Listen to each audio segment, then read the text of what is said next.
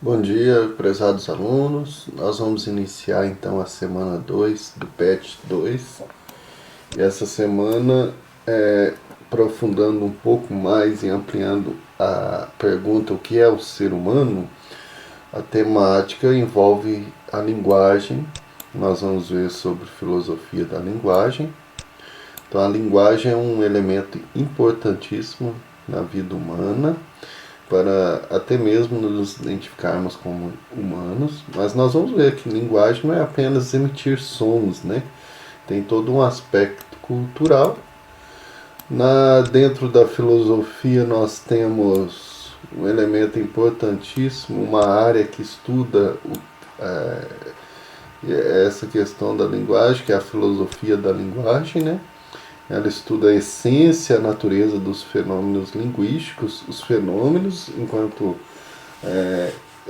essa relação entre cultura e ser humano, a, aquilo que se produz da nossa linguagem constantemente, nós evoluímos, é um elemento que a gente percebe muito de evolução na sociedade, os grupos que criam gírias, modos de falar, cada nação que tem seu padrão de linguagem, mesmo assim, aos dialetos variados, há muita diversidade nesse elemento que exprime que nós somos seres muito amplos, somos seres que nos identificamos pela criatividade, pela evolução constante de nossos elementos que modificam a cada momento, né? Então, o que trata essa filosofia da linguagem? Do significado linguístico, do uso, a compreensão e aprendizagem da linguagem, né? Da interpretação, da tradução de aspecto linguístico do pensamento, da experiência, tanto intrínseco como extrínseco, tudo aquilo que perpassa a evolução do nosso pensamento dentro de uma determinada cultura, reflexões daquilo que nós erramos, acertamos, que envolve o corpo, a mente, a relação, a sociabilidade.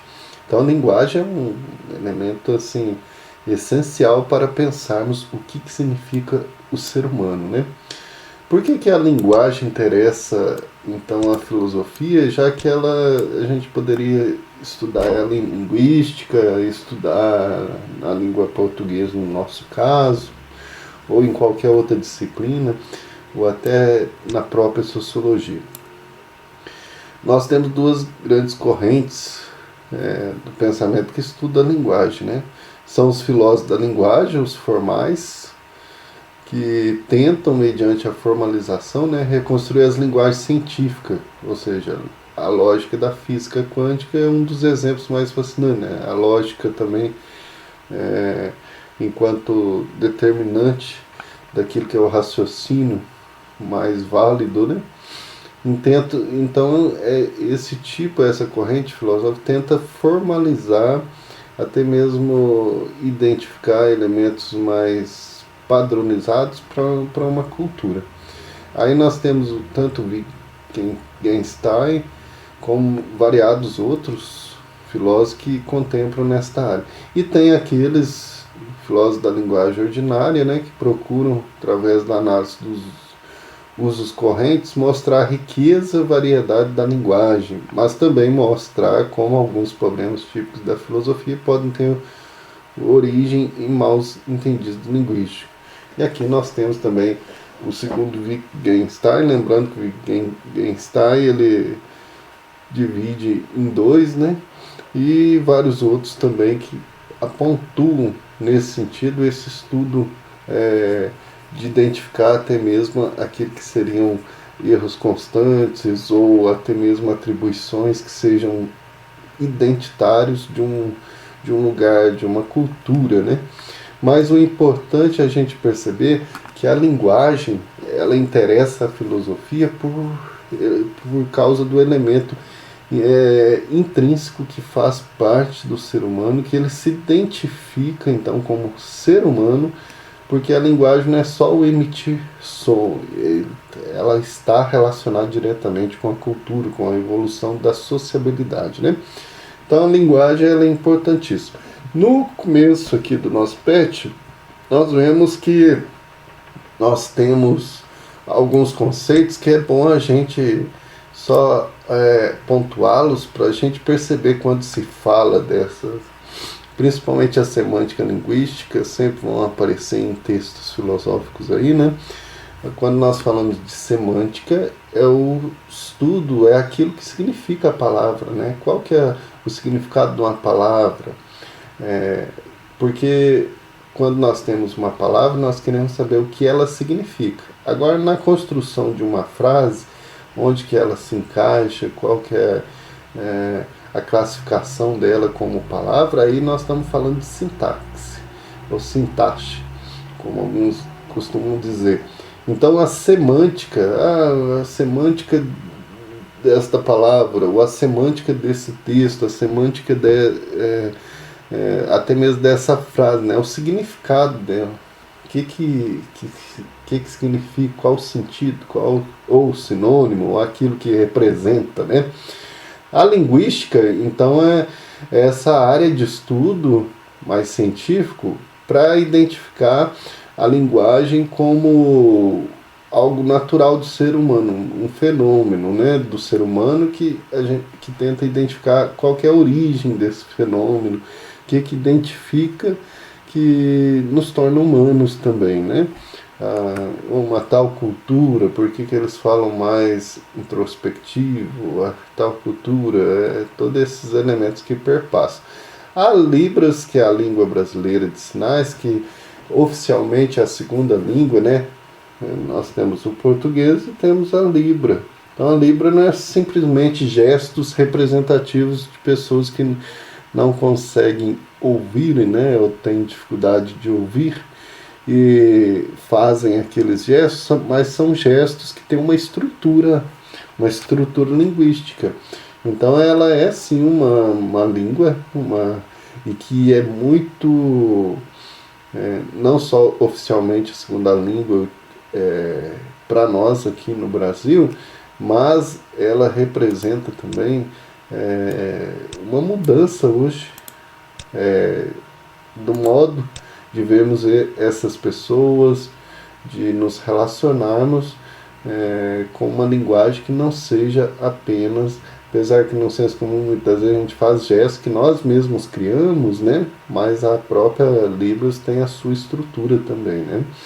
Então nós vamos ver aí pelo texto que há uma necessidade de identificar os tipos de signos, até mesmo dentro da linguagem, que se identifica aí com os tipos de sistemas, que nós temos os signos, o ícone, o índice e o símbolo. Então apresenta 4. O que seria o signo, né? O signo ele é uma coisa que está no lugar de outra coisa, sobre algum aspecto, né? Então nós temos aí que ele sempre representa algo. Tanto a gente pode ter aí nas placas de trânsito, né? Que indicam que são signos convencionados ali por nós, como quando a gente tem, por exemplo, coloca aqui o choro, né? O choro, seja de uma criança, de um adulto, qualquer um, tem um significado. Não é só tristeza, apesar que o choro da criança pode representar que ela está ali no desconforto, está querendo, está com fome, está com alguma doença, alguma coisa que está afetando seu corpo. Então o choro ele significa algo que não é simplesmente aquilo que muitas vezes nós falamos que é uma tristeza, né? Mas é claro, tem o choro, por exemplo, do adulto, que pode ser uma alegria, choro de alegria tão profunda ali pelo momento que a pessoa chora, né? Ou choro por uma perda também, que representa a tristeza, mas o choro em si não é apenas relacionado a uma dor, mas pode ser uma alegria, pode ser qualquer outra coisa, ele substitui, né? Por isso que aí a ideia do signo nesse sentido. Quando nós falamos do ícone, então tanto o choro como pode ser uma, uma representação, nós temos também aqui um exemplo que é o galo, né, que nós podemos representar ele também de várias maneiras, né, que pode ser uma foto, pode ser um desenho, ali a palavra, ou até mesmo o canto do galo, tudo isso é uma representação, significa signos, né? O ícone já é aquilo que é uma semelhança, né? Tudo que assemelha, nós temos um ícone, ou seja, as mesmas ideias ali, só que aquilo que assemelha, né? Aquilo que identifica aquele objeto, igual o galo, por meio do canto, ou os ícones que nós temos, né? Quando se assemelha, nós estamos falando de um ícone, aquilo que se aproxima mesmo do objeto real, que podemos citar qualquer outro exemplo, né? O índice é aquilo que tem a causa e efeito, né? Tudo aquilo que se eu estou percebendo nuvens no céu, consequentemente, elas vão aumentando, vai se fechando o tempo, então logo isso indica que haverá chuva, né? A chuva, ela tem como causa, ela é feita de uma causa que é a junção aí das nuvens que nós estamos percebendo que está se aproximando essa chuva. Então, o índice sempre relaciona com aquilo que nós temos uma identificação de algo que se prepara para um acontecimento, né? Então, nós podemos citar várias questões, né? Aqui tem um exemplo dos sinais matemáticos que nós temos também ao fazer um cálculo, consequentemente vai ter aí um resultado, né? Ou uma operação matemática, qualquer outra. Isso é chamado de índice dentro da linguagem, né?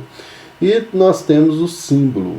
Eu passei rapidamente pelos outros porque eu quero pontuar mais os símbolos, porque nós precisamos nos educar para os símbolos, apesar que o texto aqui, ele aponta os símbolos de maneira assim a se assemelhar mais com o signo. E o símbolo, numa perspectiva e numa reflexão melhor, atual, nós temos ele como elemento identificador daquilo que é as nossas relações humanas, né? Nosso mundo é simbólico o tempo todo. O tempo todo nós cumprimentamos, olhamos, agimos pelo gesto, pelos sons, tudo a gente quer transmitir, fazer uma comunicação, né? O símbolo, ele tem essa convenção, que muitas vezes ela é até arbitrária, né? Algo que se diz, por exemplo, a cor preta significa luto, ou significa rebeldia, sei lá, quais diversos significados que vão dando significado àquele objeto, àquela imagem. Mas o símbolo, ele é amplo, uma coisa que é indeterminada, ele é muito da experiência. Então a experiência da comunidade, a experiência pessoal, é algo muito profundo, é algo assim que une uma coisa real com uma coisa até transcendente, né? Histórica. Por exemplo, você guarda aí um objeto que você ganhou de alguém muito querido que morreu, por exemplo. E aquele objeto tem um significado muito grande para você, porque relembra uma história da pessoa, de quando ela entregou. Outra pessoa olhando aquele objeto talvez não vê significado nenhum. E ele tem significado para você. Olha, para você ver como que o símbolo, ele tem uma experiência particular. Mesmo que tenha essa convenção, e a gente o tempo todo esbarra com símbolos constantemente, né? A maneira que a gente produz a nossa casa, que nós produzimos, organizamos o nosso quarto, tudo isso tem uma praticidade, mas também tem uma questão muito simbólica, né? Muito pessoal, o caderno, o jeito que nós enfeitamos, todos aqueles elementos pessoais. Então esses símbolos, eles representam a nossa sensibilidade com as coisas, com o humano, né? Então quando nós não consideramos esse aspecto, essa dimensão da vida humana, a gente corre o risco de ser muito animais, máquinas, objetos, né? Relembrando aquele início das perguntas, o que nos identifica como seres humanos. Então o ser humano, ele intrinsecamente vive os símbolos constantemente. Intrinsecamente o símbolo está nele e ele vive extrinsecamente na relação com o mundo, né? O mundo, seja os objetos, sejam as outras pessoas também. E o símbolo ele tem muito essa relação com o transcendente, principalmente na relação com as outras pessoas, né? Então é muito importante isso, a gente perceber todos. É claro que nós temos um repertório de convivência aí, tanto em relação aos signos, todos essas linguagens que são padronizadas, mas os símbolos eles são criados constantemente, pessoalmente, de forma comunitária. Igual eu disse, tem objetos que têm um símbolo, um lugar, aquele cheiro de algo que relembra. Então é muito interessante nesse aspecto. A atividade que nós temos dessa semana são 5 perguntinhas aí, muito nesse contexto mesmo da linguagem, para nos identificar. Aí exige um pouquinho aí de pesquisa, de leitura, né? Mas a gente acaba aprendendo bastante com essas informações para nos identificarmos e aprofundar o que é o ser humano, né? E a pergunta, por que se pode dizer que a aquisição da linguagem é a senha de entrada no mundo? Aquisição, porque que nós, como seres humanos, ao adquirir a linguagem, né, nos formarmos por um tipo de linguagem, ela é uma senha, ou seja, quando você quer entrar num lugar, por exemplo, ser atendido num determinado, num hospital, te dão uma senha lá, e essa senha que te mostra o que você tem que fazer, o número que você tem que esperar para você poder ser atendido, né? Na linguagem, ela é entrada. Qual mundo? O mundo do ser humano. Nós somos humanos pela linguagem. Então, cada vez mais que a gente aperfeiçoa essa linguagem, mais nós estamos entrando no mundo, na dimensão de ser pessoa, ser humano, né? Por que são criadas linguagens de diferentes tipos, né? Para que elas servem, né? Por que tantas linguagens, né? Há no imaginário aí, pessoalmente religioso, né, quando a gente pega lá na Bíblia, a Torre de Babel, porque essa confusão de línguas, né, é como se é um castigo, né? Na filosofia não, os vários tipos de linguagem nós temos aí a diversidade humana, né? Porque tem grupos jovens, aí quando vem uma nova geração, ela cria novas linguagens, novas gírias, novos meios, aí a gente vai falando, mas para que isso? Faz parte da evolução humana, da convivência, né, da criação humana. Cite algumas regras de combinação da língua portuguesa, né? Aí você vai pesquisar aquilo que a gente estuda aí, por que essas regras, vocês vão colocar algumas regras aqui de concordância, de identificação regras de algumas palavras da nossa linguagem, né?